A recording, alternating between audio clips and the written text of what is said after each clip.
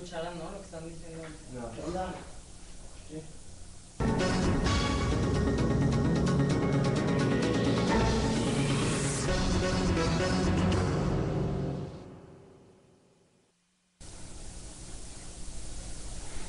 Buenas noches, amigas, amigos. Una vez más, nuestro programa Adicciones, aquí, desde Linares 74, la Casa de Gestión del diputado Jorge Gaviño. Como todos los lunes, vamos a tratar el tema de las adicciones.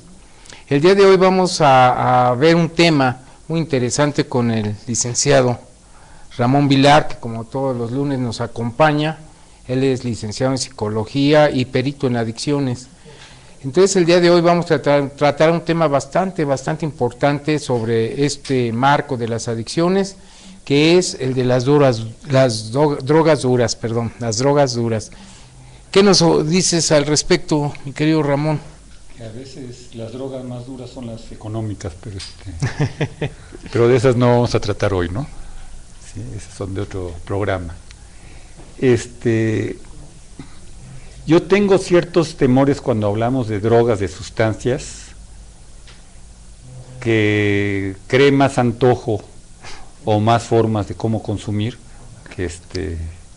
y entonces me gusta tocarlos con pinzas. El término de drogas duras, que hace un rato me preguntaba si era un término extendido y que se conociera, o era un término... ¿Cómo tú lo habías clasificado? Que yo acuñara... no, es un término que se usa desde hace tiempo, es un término que se empezó a utilizar sobre todo en el inter después de la Segunda Guerra Mundial a la Guerra de Corea, en que los soldados americanos empezaban a usar otro tipo de drogas. O sea, la historia, por lo menos en el siglo XX, de las drogas tienen que ver mucho con las guerras americanas y con el ejército americano. Y estas drogas duras fueron fundamentalmente se les conoció a los derivados del opio, la morfina, la heroína como droga reina, digamos, y luego en menor nivel la cocaína, que bueno, su origen no es opiáceo, sino es de la misma planta de la coca. La coca tiene una historia muy curiosa. La coca a mitades, como en 1870, se logró sacar el principio activo. O sea, el consumo de la coca se usaba mucho en los países andinos, en Perú, todas estas zonas, masticada, y era da energía, no creaba alucinaciones ni nada. Para aguantar subir los Andes, que están bastante empinados, pues llaman las llamas, y se dieron cuenta que las llamas, estos animalitos, se comían unas hojitas que eran las de la coca, y empezaron a comérselas los que llevaban a las llamas, y se sentían con gran energía, pero no crea problemas ni de adicción, ni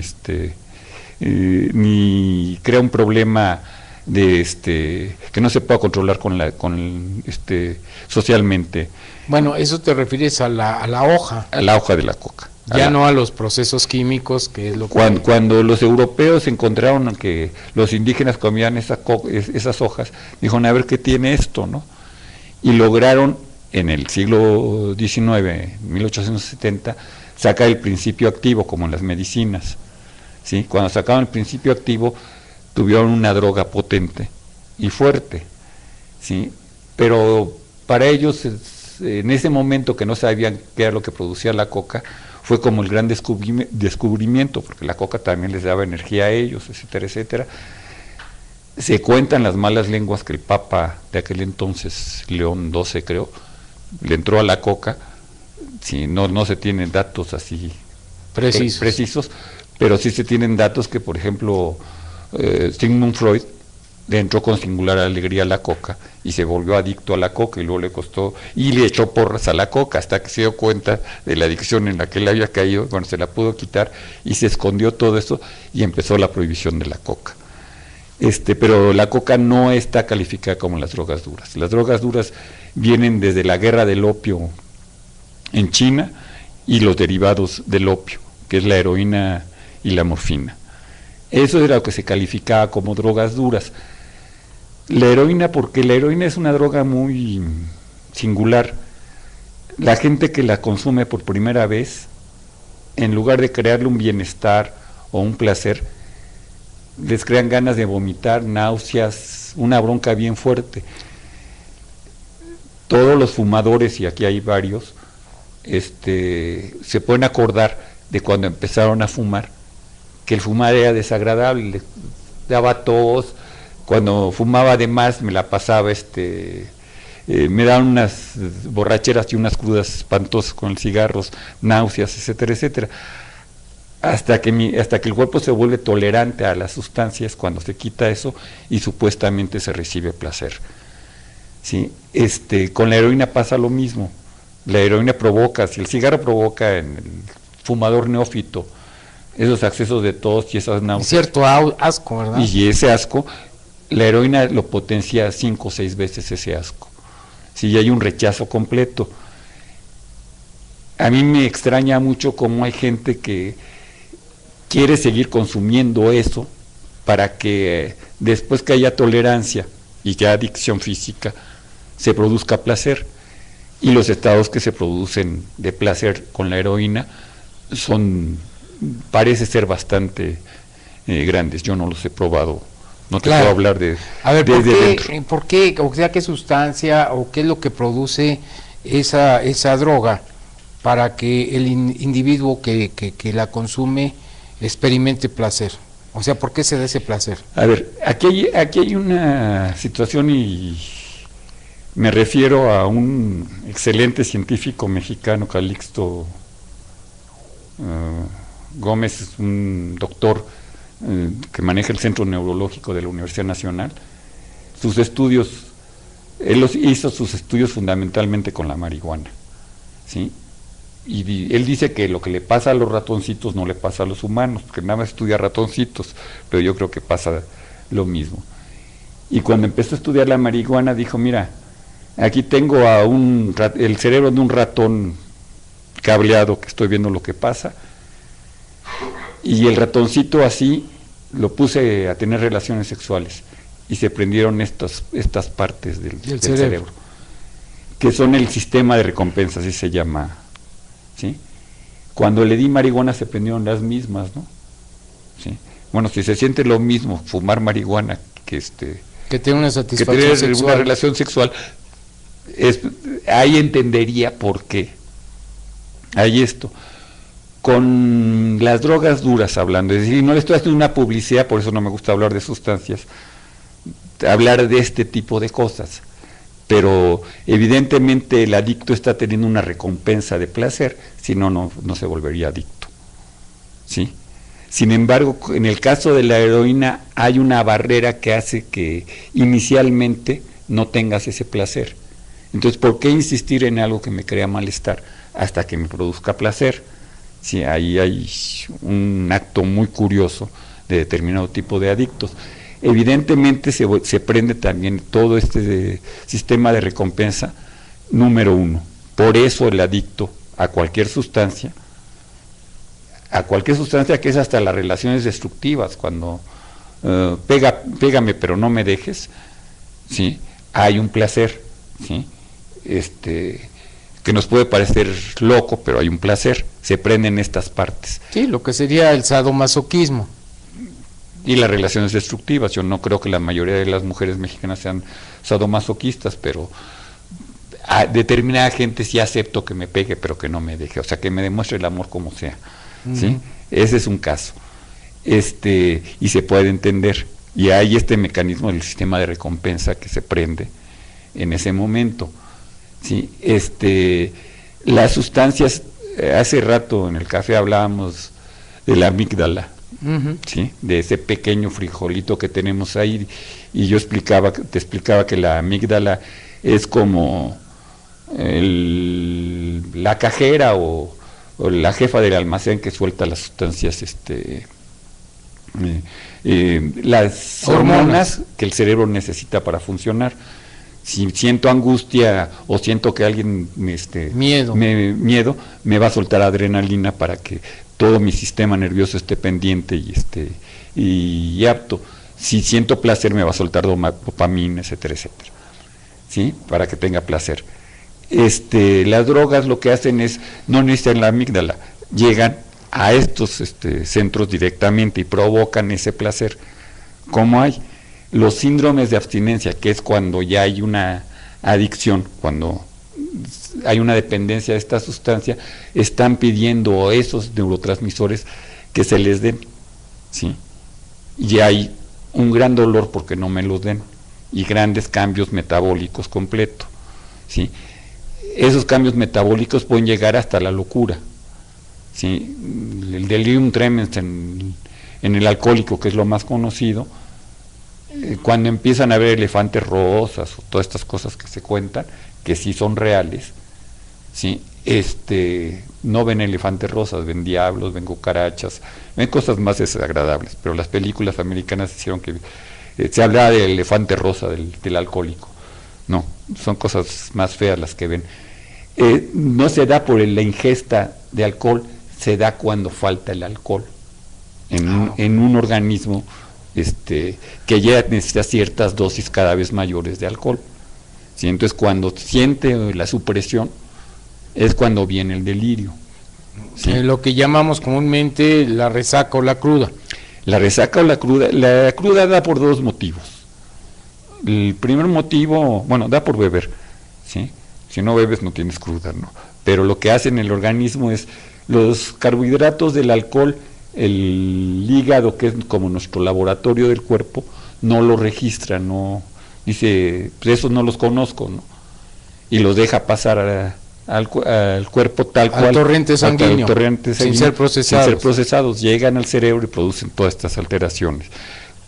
Si bebo más de la cuenta y el cerebro tomó unas cuantas nada más y regresan al hígado, el hígado curiosamente los convierte en arsénico, que es veneno. Ah, caray. Entonces cuando el crudo se siente morir, es que está envenenado, y si está envenenado físicamente, realmente, ¿sí? Eso más una descompensación de que el organismo también, para querer deshacerse de esta alcohol, de esta sustancia que está de más, utiliza sus mecanismos normales, que son la orina y el sudor, para sacar todas esas toxinas por ahí. Entonces lo que hace con la ingesta de alcohol, empieza a quitar, a deshidratarnos, y al estar deshidratados pues queremos agua, ¿sí? O sea, son las reacciones naturales de la cruda, ¿sí? El agua tiene una compensación química que se pelea con el alcohol, y a la gente que ha bebido mucho y que bebe constantemente no les recomiendo, ellos lo saben mejor que yo, tomar agua, ¿sí? Yo he visto literalmente, no literalmente, realmente, gentes que se han muerto en la cruda por beber agua.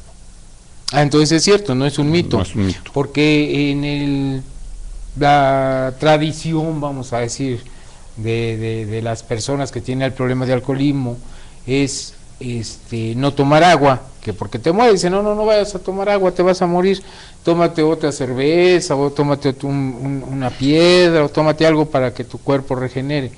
Entonces sí es cierto, el agua sí puede dañar físicamente a la persona. En el reclusorio 0, que es el que está en Villagigedo, en donde está la escuela, el museo de la policía, sí. En la parte de arriba había una cárcel para detener a agentes que habían hecho faltas administrativas, gente borracha, etcétera, etcétera, ¿no? Y estando de visita ahí, un por 8, podemos decir, una gente marginal que llegó con una cruda espantosa, querían que le diera algo de ver porque no aguantaba, ¿sí? Y uno de los pasantes que iban ahí llenó me acuerdo, un Orange Crush, todavía en envases, digo la marca, ya volvió a haber Orange, bueno, dejó de haber un tiempo, pero aquellos de envases que eran como de cuadrillitos, que podías tocar como ¿cómo se llaman estas cosas? Como el güiro, podías usarlo como güiro. Bueno, de esos le llenó uno y se lo dio a beber. Sí, este cuate lo bebió y a los 3 minutos estaba muerto. parálisis intestinal gruesísima. O sea que el beber agua les puede producir una parálisis intestinal y causarles la muerte. Entonces no es mito. En términos, esto no es para todos los para todos los crudos. Esto es para los alcohólicos que ya tienen, y generalmente un alcohólico no acepta. A nivel T por 8 te dicen es que son líquidos fríos y el frío me hace daño. Tengo que tomar líquidos calientes, tés, etcétera, etcétera. Y si al té le echas un poquito de alcohol, está mejor, ¿sí? Que es el curarse la cruda con una cerveza y estas cosas son sistemas homeopáticos. Te doy un poquito del mal para que te cure el mal, para que haya una reacción de él. El problema del alcohólico es que se toma una cerveza y ya se siente bien y se toma otra y se sigue, ¿sí? Entonces no se deja llegar la cruda, ¿sí?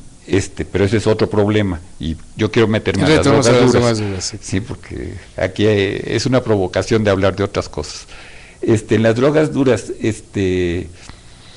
la heroína, que es una droga sintetizada, es decir, ahorita se habla que la heroína actual que está circulando en el mercado es sintética completamente, siempre ha sido sintética, pero la droga original, la heroína original salía del opio, salía de esta planta, de esta amapola, que se le hacían cortes, se le hacía sudar, y esto era la heroína pura, digamos, ¿sí? Esa droga ahorita, sus componentes, su composición química, se ha hecho en laboratorio y hay una sintética, totalmente sintética, ya no sale de la planta. Esta droga vieron que tenía grandes poderes analgésicos. Hablo para operaciones, ¿sí? Es decir, te vamos a cortar una pata, pues te metemos una dosis buena de heroína y no vas a sentir cuando te cortemos la pata.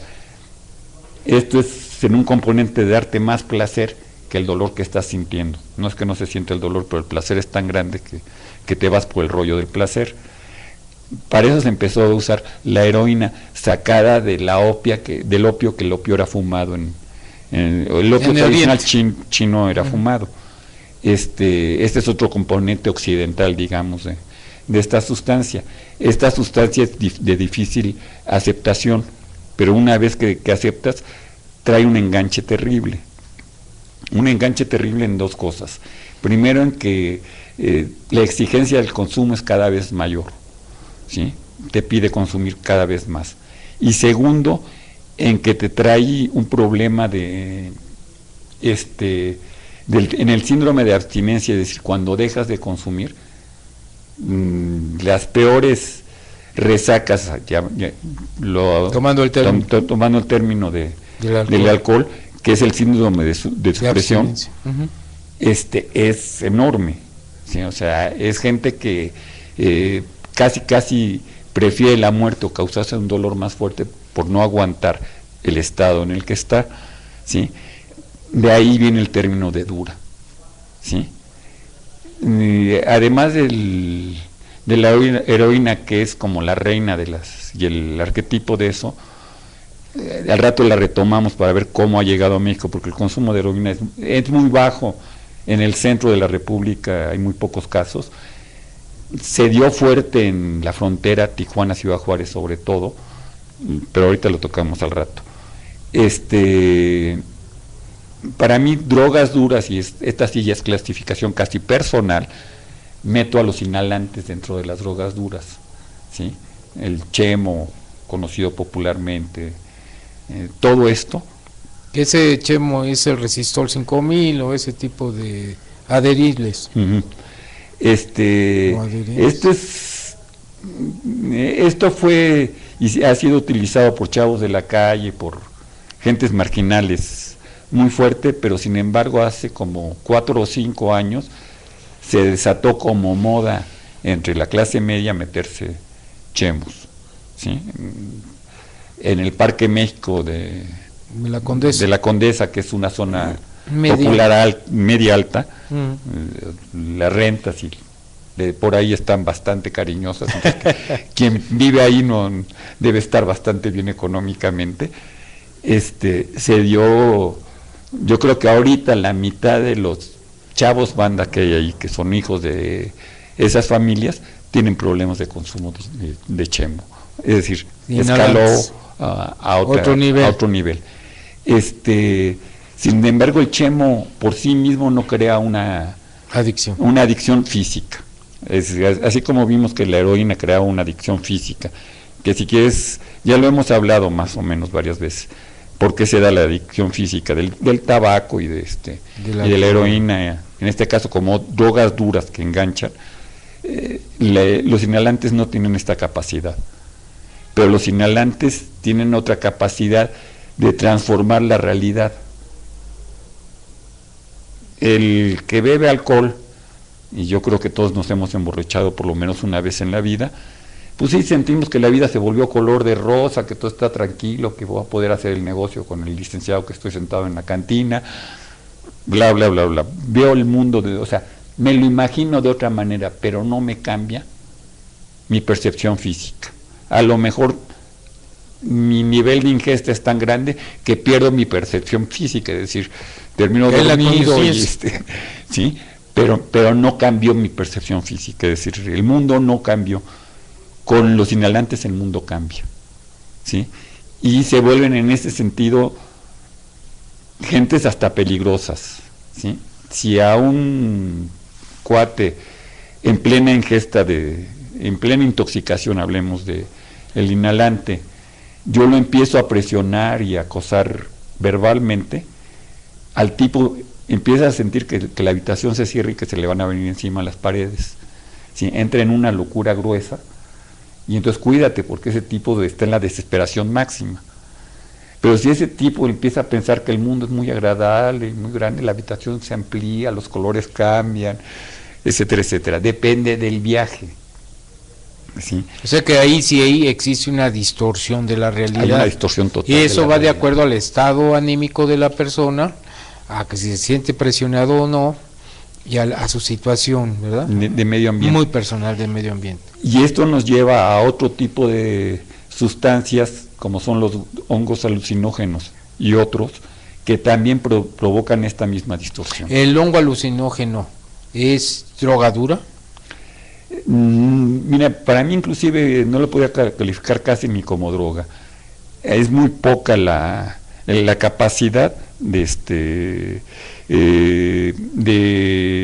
enganche que hay físicamente, es decir, Ese no produce adicción. No produce adicción. O en sí muy mismo. poca adicción. ¿Sí?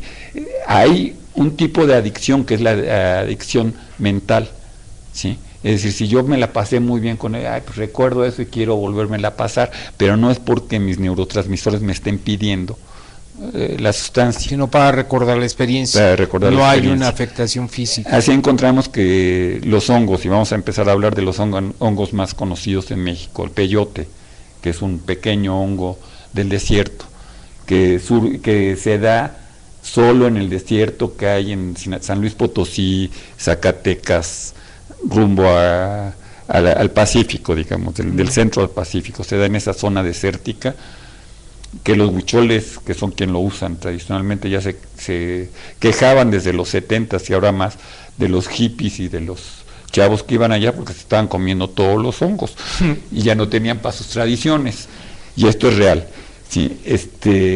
¿Por qué? Porque los huicholes hacen un camino, imagínate dónde está Nayarit, que es su zona habitual, se van caminando desde Nayarit hasta San Luis Potosí, son alrededor de más de 1000 kilómetros a pie, ¿sí? Y todo esto es un viaje iniciático. Recolectan el hongo, los chamanes, digamos, que llevan a los iniciados, que son jóvenes, ¿sí? O sea, es el paso de la niñez a la adultez, este viaje. Les van diciendo que hongos sí, que hongos no, y ellos lo ven mucho en la preservación del medio ambiente. No te comas los hijitos, porque si no ya no va a haber en las siguientes producciones, nada más los que ya están maduros, ¿sí? Cuando llegaron los hippies, pues se comían de todo, ¿sí? O sea, esos arrasaron como buenos occidentales con todo y les estaban dando en la torre a esto. Pero toda esta zona, una de las haciendas más conocidas desde el tiempo de la colonia es el Peyotillo, de San Luis Potosí, que era una hacienda donde estaba llena de peyote y la gente lo usaba para las reumas y para toda una serie de cosas, y inclusive en guisados, ¿sí? Consumido el hongo así en el viaje no hay ningún problema. El problema es cuando lo sacamos de contexto.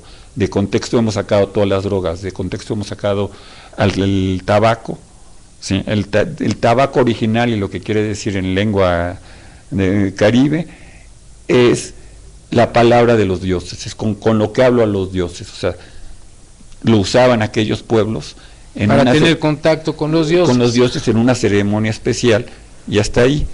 Sí. O sea que tiene un carácter ritual, un carácter místico, como los hongos. Entonces estas huicholes, comentabas, tienen un viaje iniciático, y en ese viaje iniciático que van de la infancia a la edad adulta es cuando le van enseñando a los jóvenes cuáles son los hongos que se pueden comer, cómo se pueden comer. El viaje iniciático no es para enseñar eso es el conocimiento que tienen los propios chamanes. El viaje iniciático es un viaje mucho más importante porque estamos dentro del cosmos, y es nuestra relación con la parte del cosmos que no conectamos, pero que tenemos que aprender a respetar y a llevarnos. Hace todo lo que llaman el chamanismo, que es que ven otros estados vibratorios y que pueden meterse a otras existencias y cosas así, tipo el de Don Juan y las andanzas de Don Juan, el viaje a Islán y todo eso de Carlos Castaneda. Eso puede estar muy bien dentro de esa cultura, no dentro de esta cultura. Es decir, cuando lo brincamos a esta cultura y creemos que, y hay una enajenación porque este hongo, que es un medio para los huicholes o para los huiricas, de hacer este viaje iniciático, para nosotros occidentales se vuelven un fin, ¿sí? O sea, el chiste es comer hongos, y el chiste de ellos es tener esta experiencia iniciática. Hay una diferencia grandísima. Claro, porque se le quita el aspecto místico. Hay hongos más fuertes que ellos bajando en la República. Llegamos a Huautla, ¿sí? Ya me pasé los hongos del Estado de México, los pajaritos y toda esta serie de cosas que también son bien interesantes, para hablar con Don Goyo, que es el volcán. A ver, ¿con esos hongos la gente puede tener comunicación con Don Goyo? Déjame ir a los de Huautla y luego me regreso a los del Estado de México. Se hizo famosísimo, y hasta los Beatles fueron a comer hongos a Huautla. Con María Sabina. Con María Sabina, etcétera, etcétera. Este es un viaje iniciático y es un viaje bastante peligroso para hacerlo solo. Te comentaba hace rato un paciente, un cuate, que ya había muerto María Sabina, fue mucho más para acá, fue a hacer su viaje a Huautla de hongos y a probarlos. El pariente, porque era un descendiente de María Sabina, que los estaba instruyendo, que les dio los hongos, este cuate lo menospreció, dijo, este es un indio que no sabe nada, patarrajada, etcétera, etcétera, ¿sí? Y él dijo, sí, vas a ver, ¿sí? Todos sus amigos se hicieron el viaje con él, y al día siguiente, pues, ¿dónde se llamaba Gerardo? No voy a decir el apellido. ¿Dónde está Gerardo, no? ¿Dónde está Jesús? Estoy poniendo un nombre hipotético, ¿sí? No es porque sea Jesús para nada. Y este cuate está tirado en un riachuelo, totalmente perdido. Estuvo en el psiquiátrico del Sanatorio Español 2 años internado, 1 año en coma, perdido, ¿sí? Y ahora no te acepta ni un cigarro, ni una copa, ni nada del susto que le dio esto. Hubo un cambio en la plasticidad cerebral muy gruesa, ¿sí? Y daños cerebrales mucho más profundos, ¿sí? Todas estas sustancias que para mí son duras en este cambio plástico que hacen, no en el poder adictivo, sino ¿sí? En la consecuencia. En la consecuencia que trae, como los inhalantes. Bueno, me subo otra vez más para acá y llegamos a los pajaritos o a los hongos del Estado de México y de Morelos, Puebla, cercano al Popocatépetl. Estos hongos solo son permitidos para las gentes que tienen una situación chamánica. En la población no lo come cualquiera. Y estos hongos son para comunicarse con el volcán.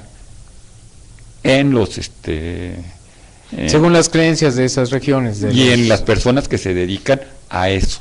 Son una especie de sacerdotes, una especie de chamanes que a través de la ingesta o de probar estos hongos crea estados alterados de conciencia y creen que están comunicándose con el volcán. Digo, yo no puedo creer que haya esa comunicación con el volcán. Ahorita nos metemos si son ciertas estas creencias o no son ciertas estas creencias. El problema es cuando sacado de contexto este texto se consume y entonces es puro pretexto para pasármela, ¿no? O sea, texto sacado de contexto es pretexto, ¿sí? Y crean toda otra serie de cosas, ¿sí? Y entonces este consumo sí puede ser bastante peligroso cerebralmente. Esto también en los chavos clase medieros mexicanos se ha dado el uso de ciertas plantas, flores, semillas de árboles, etcétera, etcétera, que provocan grandes alucinaciones, ¿sí? No voy a referirme a qué tipo de flores es porque las consiguen todavía en el mercado, ¿sí? Y entonces es como hacerle publicidad, ¿sí? Pero tengo un caso de paciente ahorita tratado que a los 16 años consumió una de estas flores, ¿sí? Tuvo un problema de psicosis aguda, de donde se le desató una esquizofrenia que todavía el día de hoy la tiene, ¿sí? O sea, ya dejó de consumir y no ha consumido desde los 17 a los 23, pero sigue, el problema de esquizofrenia sigue constante, ¿sí? Estas cosas son de mucho cuidado. El consumo de la cocaína, que fue la droga de difusión fuerte, y por eso es importante esto de drogas duras, que fue fuerte en los Estados Unidos, está bajando, ¿sí? En lugar de ser un consumo ascendente como fue en la época de los 90s y los primeros años del año 2000, no solo, luego se mantuvo en los 2000 estable, aunque la población crecía, y ahora ha bajado. Podemos decir, felicidades, gringos, ya no usan drogas. No, ha cambiado el consumo. Ha cambiado el consumo fundamentalmente a dos tipos de drogas. Drogas de diseño, sacadas algunas de la anfetamina y otra de otra serie de sustancias, y entre ellas se da un caso que no les voy a decir qué droga es, pero pueden buscar en internet el caníbal de Miami, donde un tipo, después de ingerir este tipo de sustancias, empezó a comerse a su compañero. Y no crean que fue a besos, no, le arrancó el cachete y le quitó la mitad de la cara, ¿sí? Vienen hasta las fotos en internet. Este caso se repitió, o sea, fue emblemático el cuate de Miami, pero se repitió en todo Estados Unidos. En Los Ángeles hubo 2 o 3 casos iguales del mismo canibalismo que estaba provocando esta deformación mental.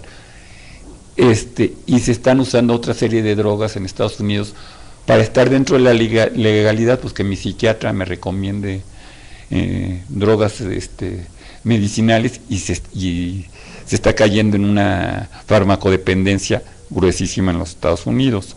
Más drogas de diseño como que son conocidas en México, el cristal, etcétera, etcétera, que salen de la anfetamina, ¿sí? ¿Cuál es mi conclusión en todo esto? Además de la necesidad, es decir, para mí el abuso de las sustancias, quitando en una pequeña parte de la población que tiene malos orgánicos, en la mayoría de la población, que es por problemas existenciales, emocionales, por los que llega a las sustancias, está creciendo en una sociedad en crisis, que estamos metidas. No es caso particular de México. Podemos hablar de la crisis mexicana, pero es mundial. Yo creo que los franceses te van a hablar de la crisis francesa, los españoles española. Hay una crisis mundial en todas partes. O sea que cuando la población experimenta un problema existencial, un problema económico, un problema social, político, se incrementa el consumo de estas sustancias. Se aumenta el consumo del alcohol, aumenta el consumo de estas sustancias. ¿Por qué los ejércitos y por qué hablaba que las drogas en en los tiempos modernos hay que estudiar las guerras de los americanos, es porque creo que esos soldados en Vietnam o en Corea, pues no estaban en jauja, no estaban muy a gusto con su situación, y la única manera de poder soportar esa realidad era usando drogas. Y esto lo sabía el propio ejército que les repartía las drogas, ¿sí?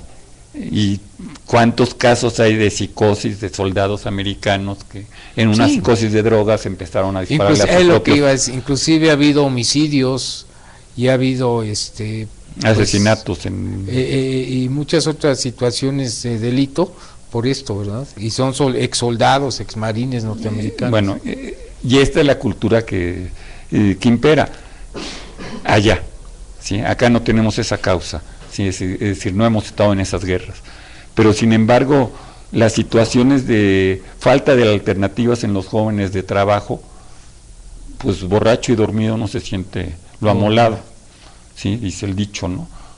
Bueno, este es el modelo por el que se engancha la gente. Una forma de escape. Sí, entonces no vamos a poder curar el problema de las drogas si no se contempla estas alternativas. Y hablo del problema, a mí me llegan y vivo de ellos, y gracias, por eso vivo de pacientes de clase media y media alta que tienen dinero para pagar, pero el problema no está en ellos.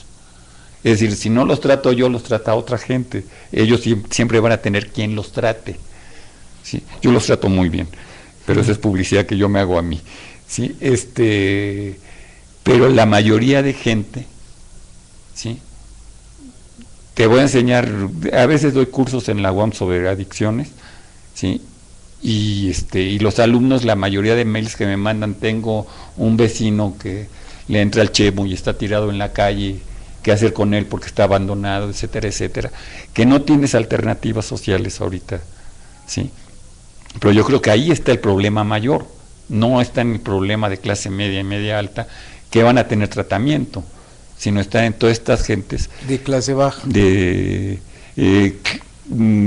clase con muy pocos recursos, no solo económicos, en situaciones de calle, como vemos en las esquinas, los niños, los jóvenes que están limpiando vidrios, están lavando carros y que están inhalando precisamente para eludir su realidad y porque no tienen otras oportunidades de escuela, de trabajo, de tener una satisfacción de sus necesidades como debe ser y como los propios derechos humanos impone al Estado esa satisfacción de necesidades de estas personas por el simple hecho de serlos.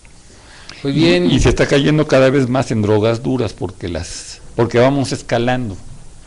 Es decir, ya no quiero la satisfacción que me la dé el alcohol dentro de 6 horas, quiero la satisfacción inmediata, quiero el golpe fuerte. De ahí las tachas y todas esas sustancias que... Lo hablamos porque estamos en poco tiempo, pero aquí hay un sacerdote español que trata a muchos adictos, que habla que hay dos situaciones que el ser humano quiere, o el vértigo o el éxtasis.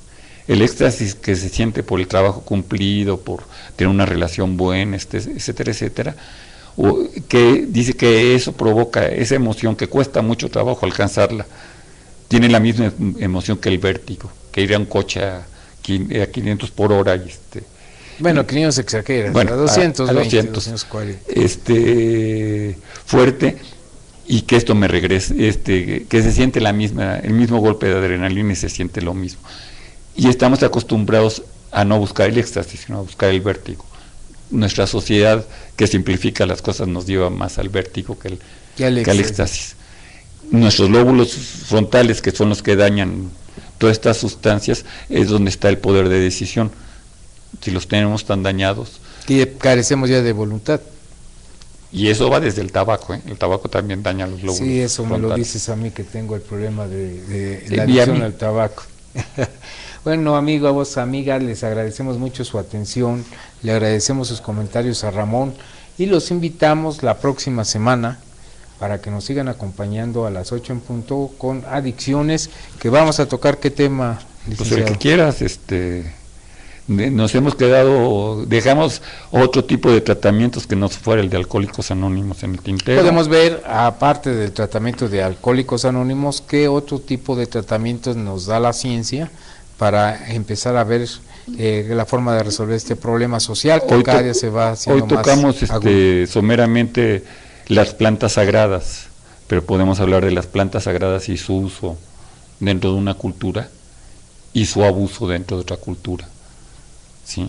Pues los invitamos para que nos acompañen el próximo lunes a las 8 de la noche, aquí en Tu Diputado TV, con el licenciado Jorge Gaviño, que les manda saludos a todos ustedes. Gracias.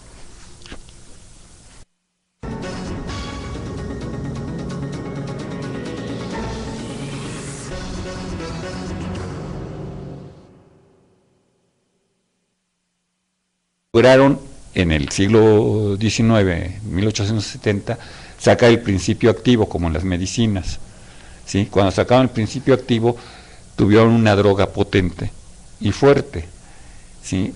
Pero para ellos, en ese momento que no sabían qué era lo que producía la coca, fue como el gran descubrimiento, porque la coca también les daba energía a ellos, etcétera, etcétera. Se cuentan las malas lenguas que el Papa de aquel entonces, León XII creo, le entró a la coca. Si no se tienen datos así precisos, pero sí se tienen datos que, por ejemplo, Sigmund Freud le entró con singular alegría a la coca y se volvió adicto a la coca, y luego le costó, y le echó porras a la coca hasta que se dio cuenta de la adicción en la que él había caído, cuando se la pudo quitar, y se escondió todo eso y empezó la prohibición de la coca. Pero la coca no está calificada como las drogas duras, las drogas duras. ¿Qué nos dices al respecto, mi querido Ramón? Que a veces las drogas más duras son las económicas, pero pero de esas no vamos a tratar hoy, ¿no?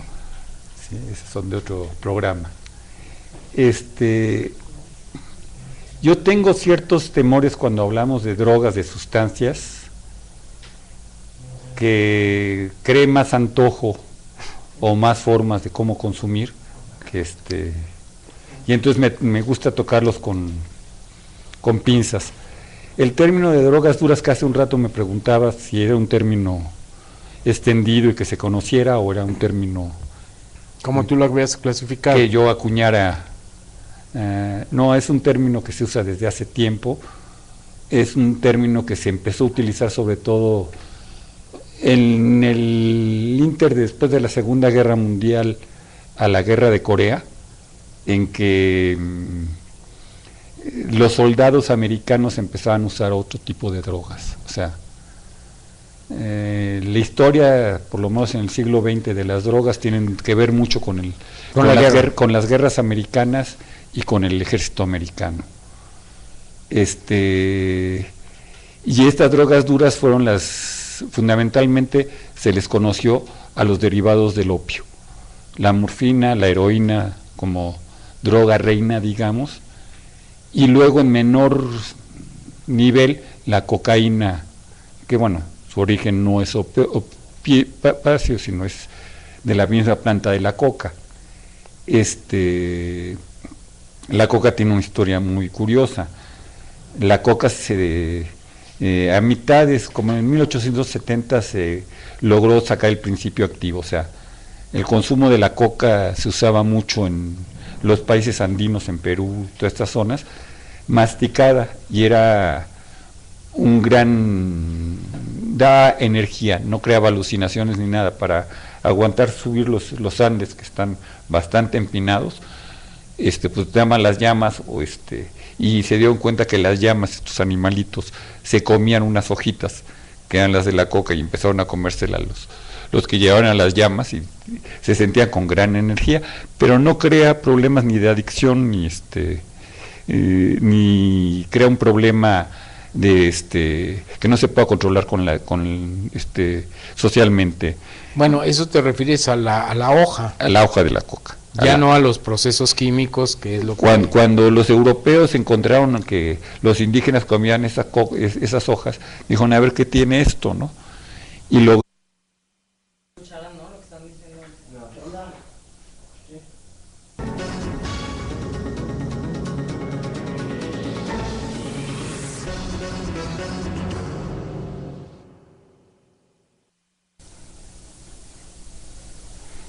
Buenas noches, amigas, amigos. Una vez más, nuestro programa Adicciones, aquí, desde Linares 74, la casa de gestión del diputado Jorge Gaviño. Como todos los lunes vamos a tratar el tema de las adicciones. El día de hoy vamos a ver un tema muy interesante con el licenciado Ramón Vilar, que como todos los lunes nos acompaña. Él es licenciado en psicología y perito en adicciones. Entonces el día de hoy vamos a tratar un tema bastante importante sobre este marco de las adicciones, que es el de las drogas